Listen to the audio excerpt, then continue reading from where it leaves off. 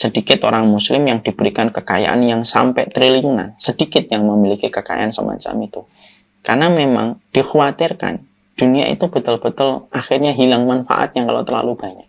Ya, yang kita harapkan adalah kecukupan. Yang kaya belum tentu cukup, yang miskin belum tentu kurang. Mengimani betul bahwasanya balasan akhirat itu lebih baik. Apapun yang kita dapatkan untuk akhirat kita lebih baik daripada balasan di dunia.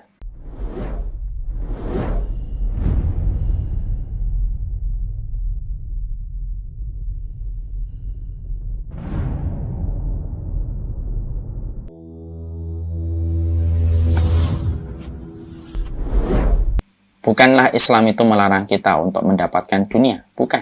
Bukanlah Islam melarang kita untuk kaya. Tidak.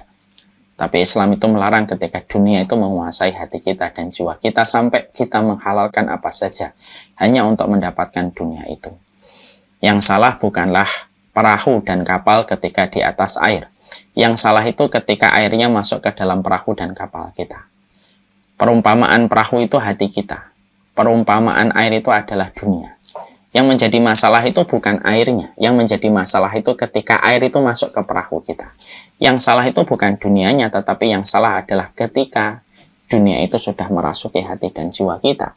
Sampai akhirnya menghilangkan akal sehat kita, menghilangkan nurani keimanan kita, dan menghilangkan komitmen kebaikan kita kalau sudah menempatkan dunia itu menjadi tujuan terbesar pada kehidupan.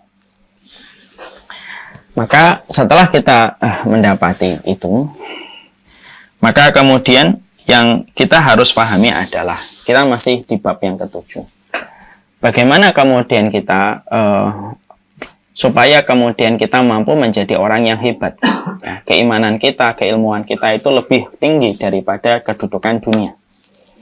Ini merupakan salah satu hal yang kita harus pahami.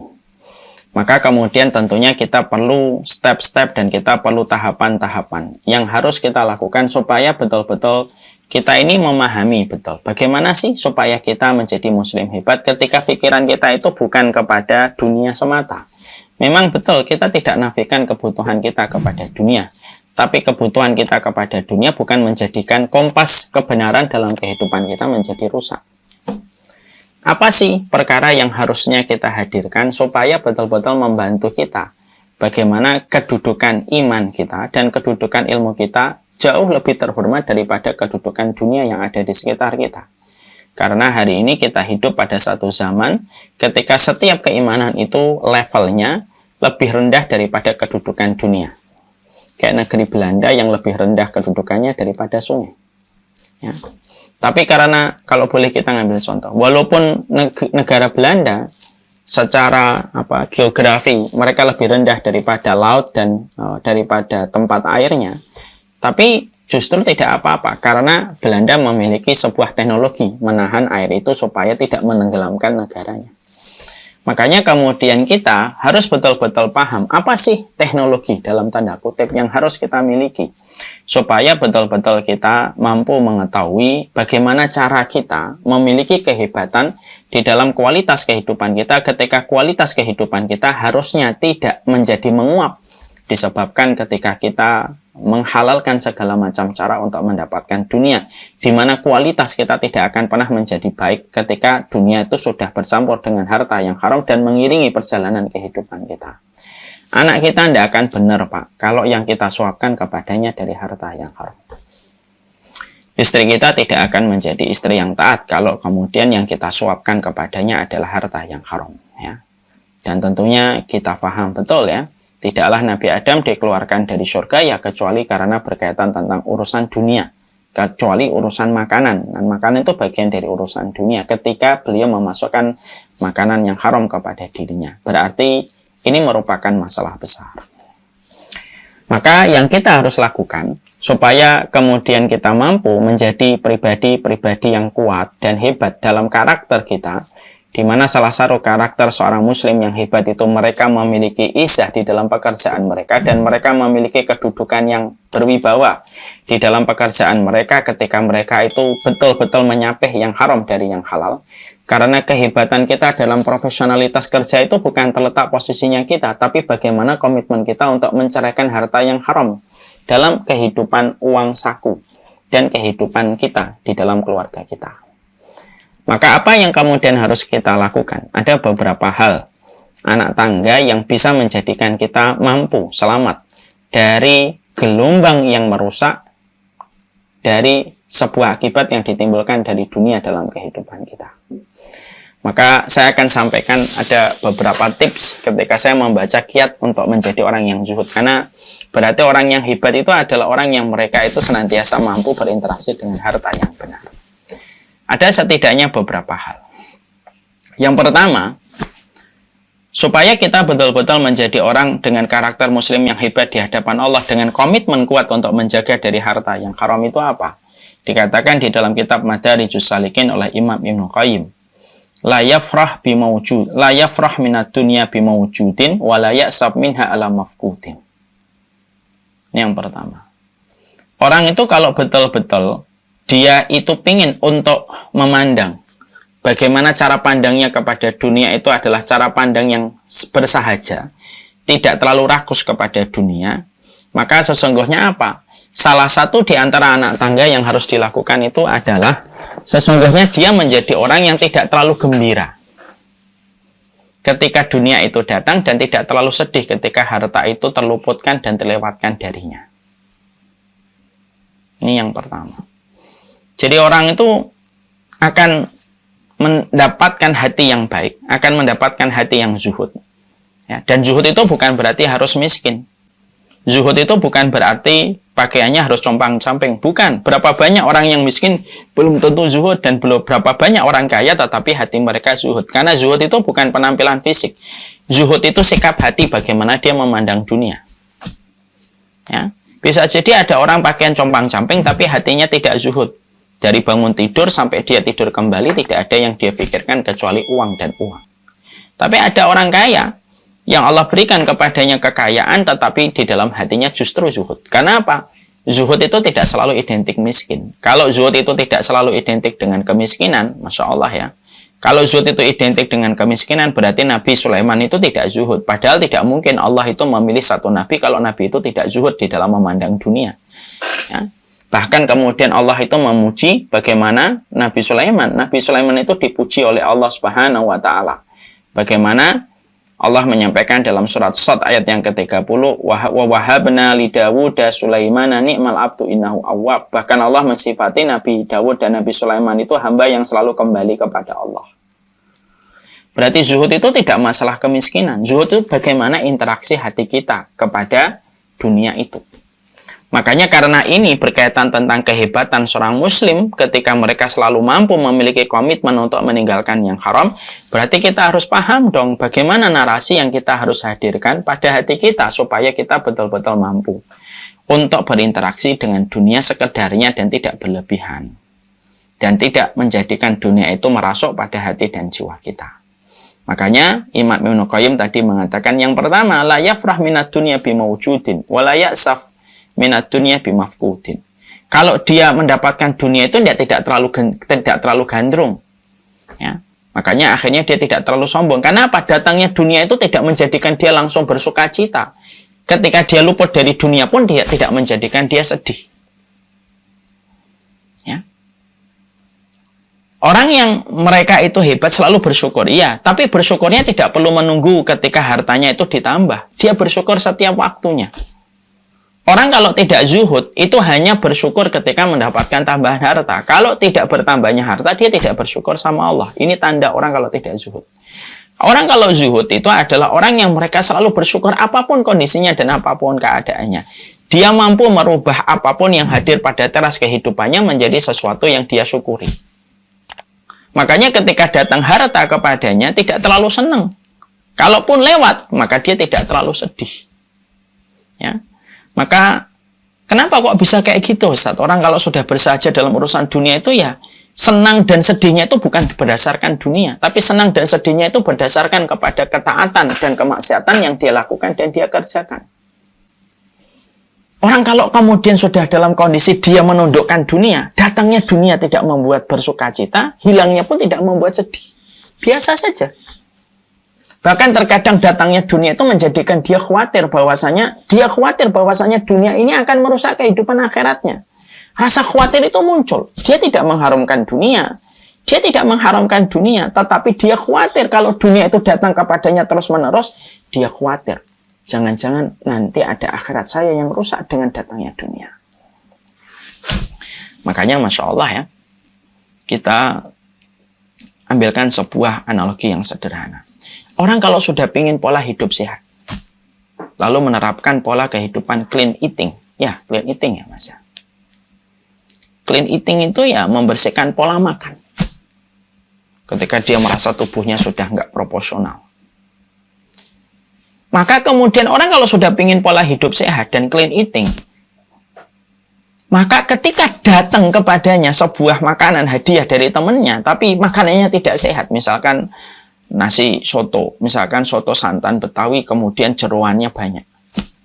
Maka datangnya makanan tersebut bukan menjadikan dia senang, malah dia bingung, aduh kok santan ya? Kok malah jeroan ya? Kenapa dia merasa gelisah ketika mendapatkan itu? Padahal setiap orang mungkin rata-rata senang dengan makanan-makanan selezat itu. Karena dia sedang menerapkan pola hidup sehat dan ingin membersihkan makanannya, clean eating itu. Akhirnya kemudian dia merasa khawatir bahwasanya makanan ini akan merusak komitmen dia ketika ingin pola hidup sehat. Ini analogi. Orang yang lagi diet, dia tidak suka kalau diberikan hadiah itu makanan-makanan yang justru bisa merusak komitmen dia untuk diet. Sama, orang yang kemudian mereka, ketika mereka ingin lebih tinggi kedudukan imannya daripada kedudukan hartanya, lalu berporos kepada urusan akhiratnya. Orang kalau sudah berporos dalam kehidupan akhirat itu, terkadang dengan datangnya sesuatu yang dia khawatir akan merusak akhiratnya, maka dia gelisah. Dia tidak mengharamkan, dia tidak menampik, dia tidak menolak, dia tetap terima. Tapi ada rasa khawatir. Ketika rasa khawatir itu muncul, pertama, dia akan pisahkan yang haram. Yang kedua, dia akan kemudian membelanjakan di tempat-tempat yang terbaik. Sama dengan orang yang kemudian lagi diet ketika akhirnya terpaksa memakan hadiah dari temannya. Setelah itu dia banyak sekali olahraga. Supaya membakar kalori ketika dia baru menyadari makan yang tidak terlalu sehat. Masya Allah ya. Jadi akhirnya betul-betul dia memahami, dia ingin meringankan menuju perjalanan akhirat dia. Makanya kemudian menuju ke akhirat itu diringankan oleh Allah. Ketika kemudian seorang muslim itu terkadang tidak diberikan harta yang banyak. Allah kalau tidak memberikan kita harta yang banyak sampai triliunan, bukan karena Allah tidak mampu memberikan kepada orang mukmin itu harta bernilai triliunan. Tidak, Allah mampu kok memberikan setiap orang mukmin itu modal 1 triliun semuanya. Dan itu pun fayakun jadi. Tapi kenapa banyak orang mukmin mereka berada di dalam keterbatasan? Karena Allah ingin meringankan beban orang mukmin supaya mereka cepat sampai ke tujuan ketika tidak memiliki banyak beban dalam perjalanan menuju ke tujuan, yaitu adalah akhiratnya. Coba lihat pendaki gunung. Pendaki gunung itu, kalau kita tanya sama yang sudah profesional, ketika dia sudah banyak sekali melalang buana untuk mencicipi banyak puncak-puncak gunung, kita tanya apa tipsnya untuk bisa mendaki hingga ke tujuan. Mungkin banyak tips yang di-share sama dirinya.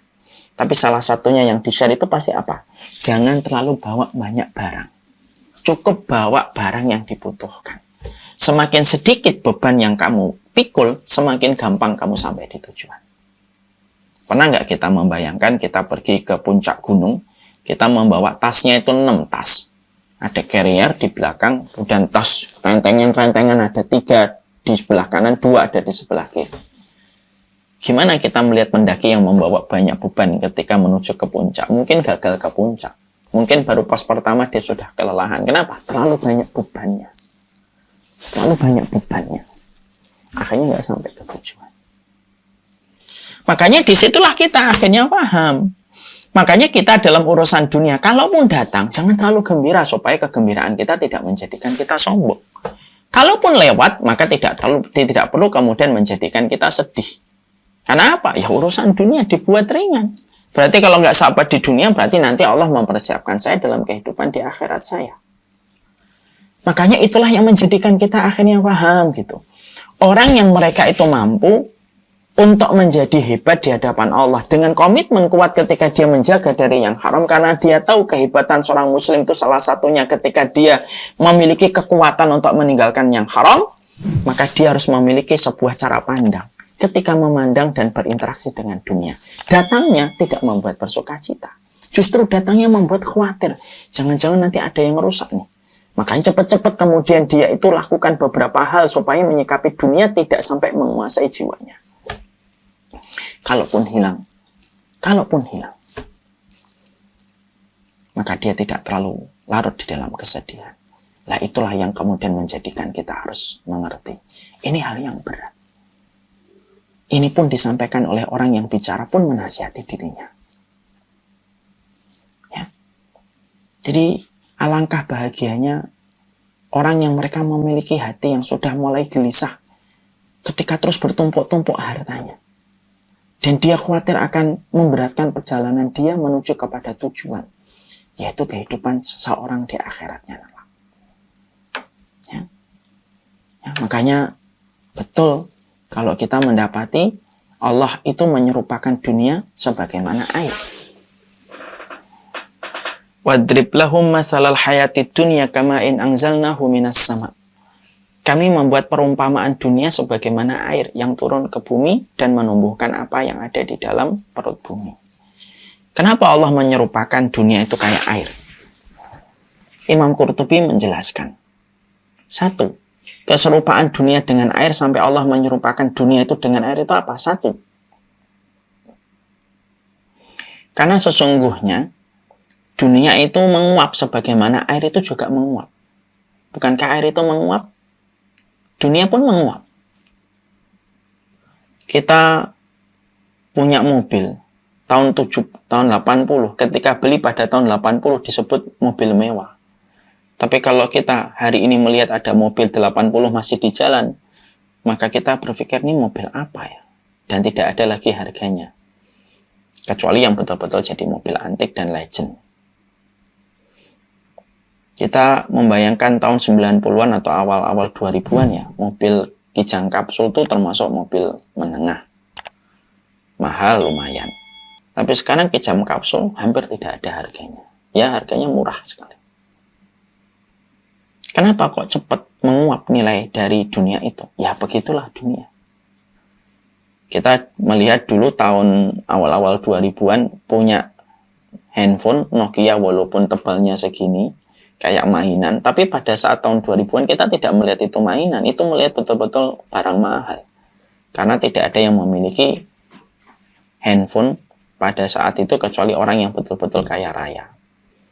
SIM card-nya aja mungkin harganya 1 juta, 2 juta.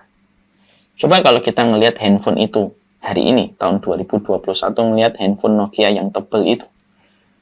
Mungkin banyak orang yang menyangka ini lagi ngapain.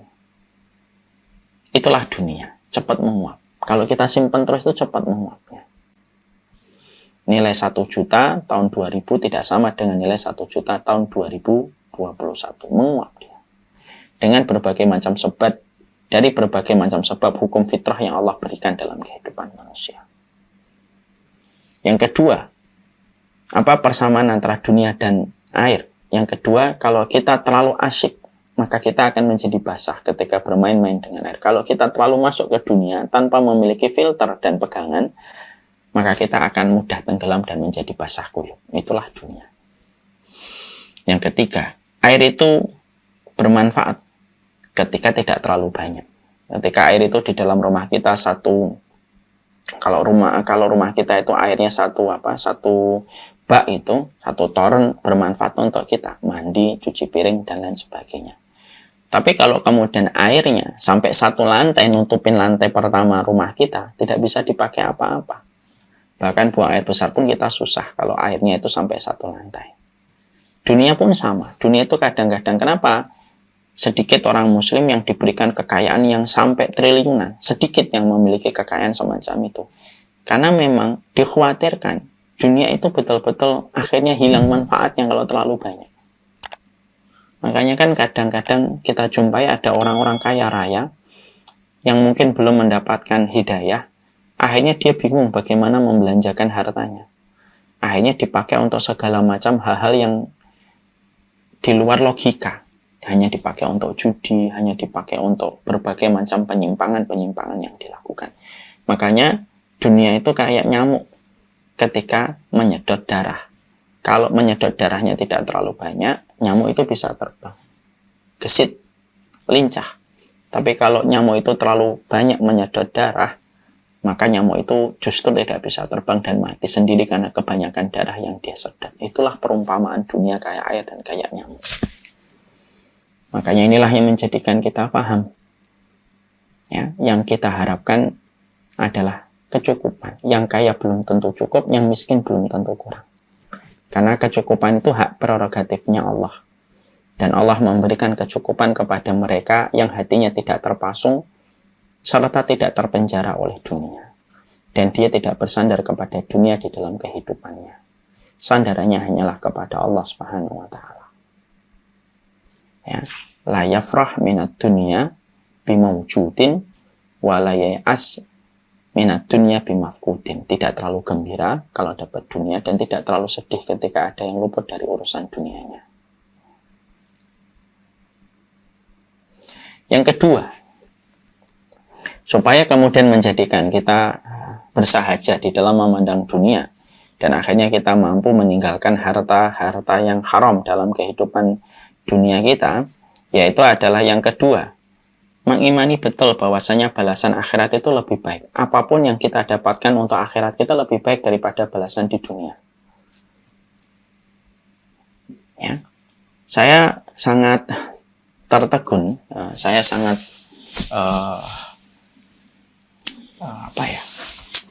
sangat kena dengan sebuah penjelasan dari Syekh Utsaimin.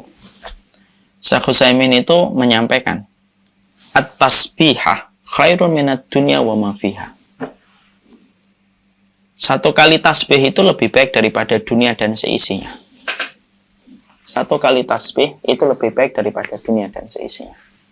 Jadi kalau ada di antara kita ngomong subhanallah, ucapan subhanallah kita dari hati yang ikhlas itu lebih baik daripada dunia dan seisinya. Loh kok bisa? Iya. Sekarang kita lihat dulu apa yang ada di dunia dan seisinya. Dunia ini di Jakarta aja nilai perputaran uang di waktu siang bisa mungkin ratusan miliar perputarannya hanya di Jakarta. Belum lagi gedung-gedung pencakar langitnya. Belum lagi di Kuala Lumpur, New York, Hong Kong, semuanya.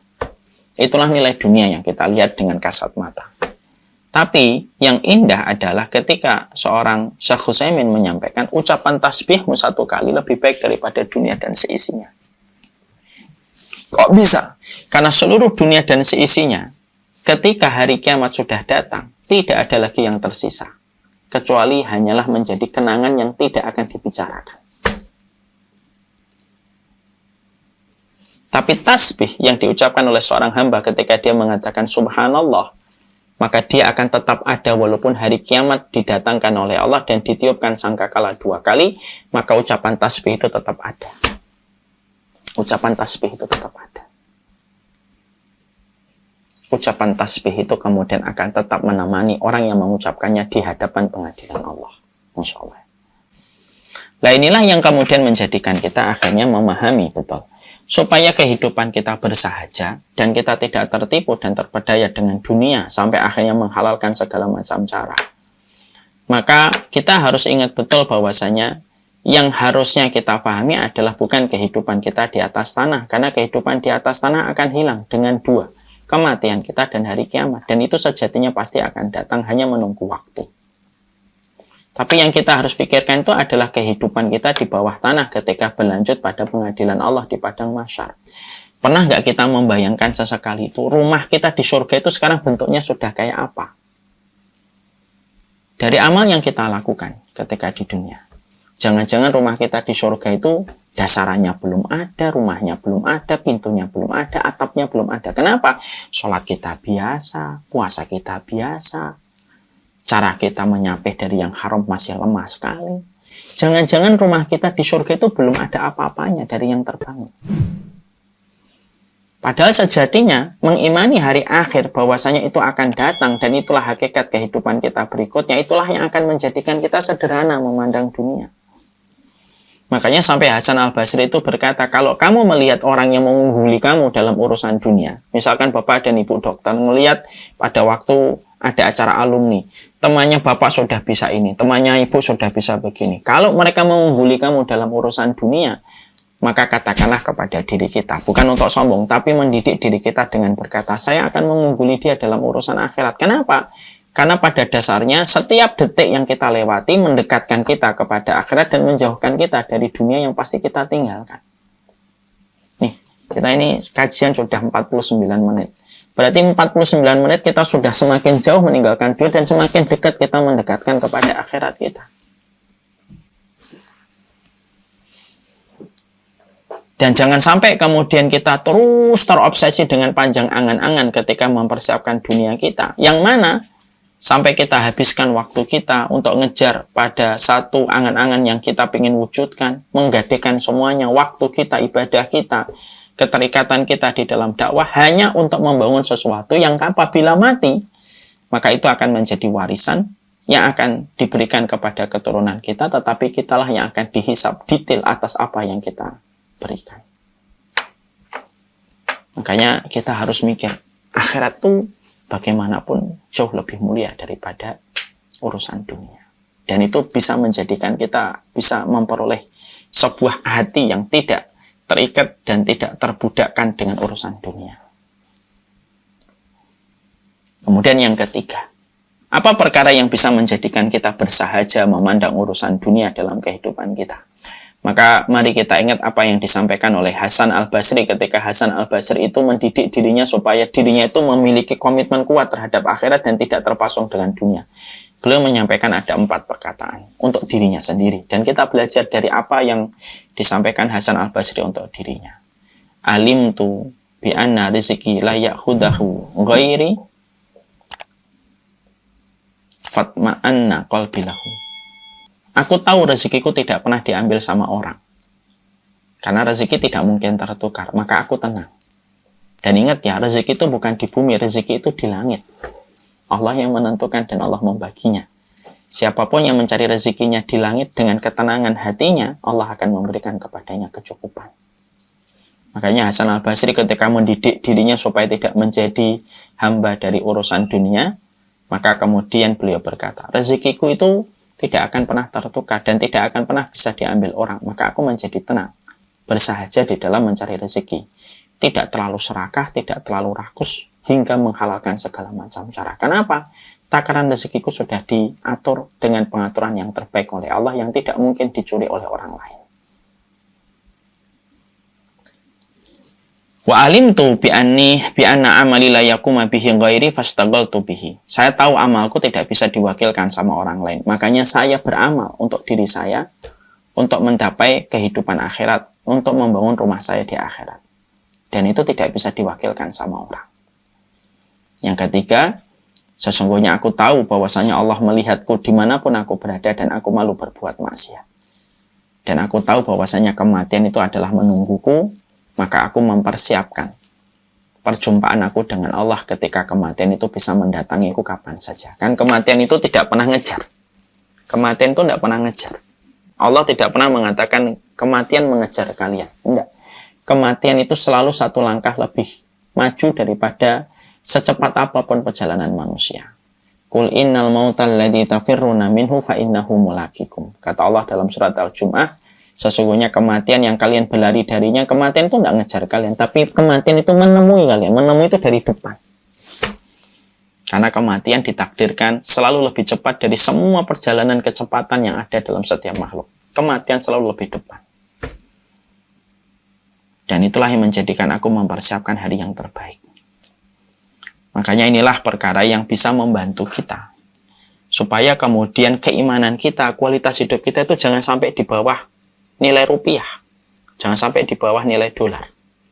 Kalau keimanan seorang manusia, kita evaluasi diri kita masing-masing ya, bukan untuk nuduh orang lain. Ini untuk kita semuanya.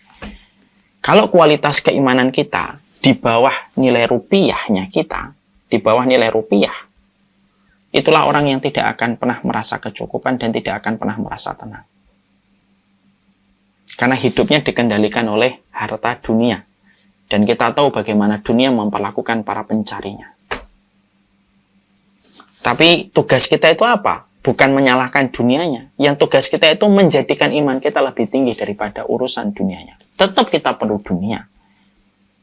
Tapi kebutuhan kita terhadap dunia tidak menjadikan kita kalang kabut dan menjadikan kita menutup mata untuk mendapatkan apapun walaupun dengan cara yang haram dan menghalalkan dengan cara yang syubhat. Makanya doanya Nabi begitu indah. Allahumma la taj'ali dunya akbaru hammina wala mablagha ilmina. Ya Allah, janganlah engkau menjadikan dunia obsesi terbesar kehidupan kami. Dan janganlah engkau menjadikan dunia puncak-puncak dari usaha kami mencari ilmu hanya untuk dapat dunia. Wassallallahu ala nabiyina Muhammad walhamdulillahi rabbil alamin.